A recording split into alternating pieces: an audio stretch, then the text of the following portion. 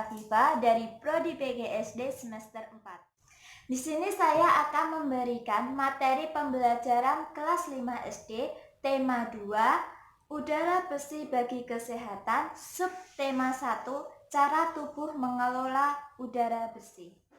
Saya mengambil 2 mata pembelajaran. Yang pertama bahasa Indonesia dan yang kedua adalah IPA. Pada kompetensi dasar bahasa Indonesia ada 2. Yang pertama 3.1 mengklasifikasi informasi yang didapat dari buku ke dalam aspek apa, di mana, kapan, siapa, mengapa, dan bagaimana.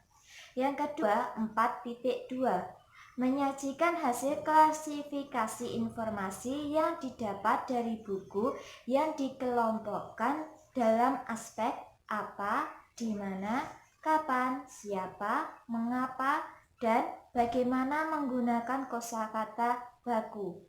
Pada materi IPA ada 2. Yang pertama 3.2 menjelaskan organ pernapasan dan fungsinya pada hewan dan manusia, serta cara memelihara kesehatan organ pernapasan manusia. Kedua, 4.2 membuat model sederhana organ pernapasan manusia. Pada kompetensi indikator bahasa Indonesia ada 2. Yang pertama, setelah membaca teks, siswa mampu menyebutkan informasi terkait dengan pertanyaan apa, di mana, kapan, siapa. 2. Setelah membuat peta pikiran, siswa mampu mempresentasikan informasi teks bacaan dengan pertanyaan apa, di mana, kapan, dan siapa.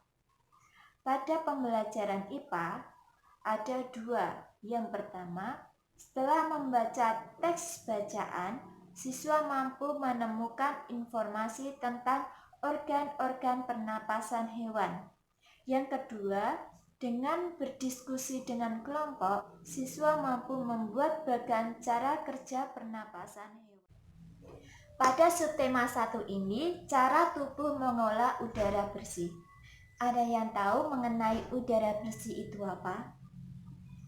Udara bersih adalah udara yang tidak tercemar oleh kotoran, bau yang dapat dihirup oleh manusia. Udara memang berperan penting bagi kehidupan makhluk hidup, terutama pada oksigen. Karena oksigen berperan penting dalam proses pernapasan makhluk hidup, terutama pada tumbuhan dan hewan. Baiklah, kita akan memulai pembelajaran yang pertama, yaitu tentang materi pembelajaran bahasa Indonesia. Di sini saya memiliki teks bacaan, yaitu mengenai ikan pemeliharaan budi. Kalian memiliki pemeliharaan, contohnya apa saja? Yang pertama, contohnya ada ikan, lalu kucing, ayam, burung, dan masih banyak lagi. Ikan peliharaan Budi. Budi memiliki berbagai hewan peliharaan. Salah satu hewan peliharaan Budi adalah ikan. Setiap pulang sekolah, Budi menyempatkan dirinya untuk melihat kondisi ikannya itu. Ikan Budi tampak sehat dan berwarna-warni. Ikan-ikan tersebut berenang ke sana kemari dengan lincahnya. Ketika sedang mengamati ikan-ikannya itu, ikan selalu membuka dan menutup mulutnya. Hal tersebut dilakukan ikan sebagai caranya bernapas. Budi sangat telaten dalam merawat ikan peliharaannya. Setiap seminggu sekali, Budi rutin menguras akuarium. Ia juga tidak lupa memberi makan ikan dan mengganti air. Budi selalu menjaga kebersihan akuarium agar ikan mendapatkan tempat hidup yang baik dan udara yang segar. Peta pikiran yang berkaitan pada teks bacaan tentang ikan pemeliharaan budi. Yang pertama, apakah nama hewan yang dipelihara budi? Kedua, di mana Budi memelihara ikan? Ketiga, bagaimanakah kondisi ikan Budi? Keempat, mengapa ikan Budi selalu membuka dan menutupnya? Kalian jawab. Selanjutnya kita memulai pembelajaran IPA, yaitu mengenai organ pernapasan pada hewan. Ayo, ada yang tahu hewan itu apa saja? Contohnya seperti serangga, cacing tanah, katak, lalu ada reptil, burung, ikan, harimau, dan lain-lain. Hewan-hewan tersebut membutuhkan yang namanya bernapas. Ada yang tahu bernapas itu apa? Bernapas merupakan proses pengambilan oksigen dan karbon dioksida. Pernapasan manusia terdiri atas proses inspirasi dan ekspirasi. Inspirasi merupakan masuknya udara luar ke dalam tubuh melalui alat pernapasan. Sedangkan ekspirasi merupakan keluar udara dari organ pernapasan. Organ pernapasan pada hewan itu berbeda-beda. Yaitu contohnya apa saja? Yang pertama adalah serangga. Serangga itu bermacam-macam. Ada nyamuk, belalang, lalat, rayap, dan kupu-kupu.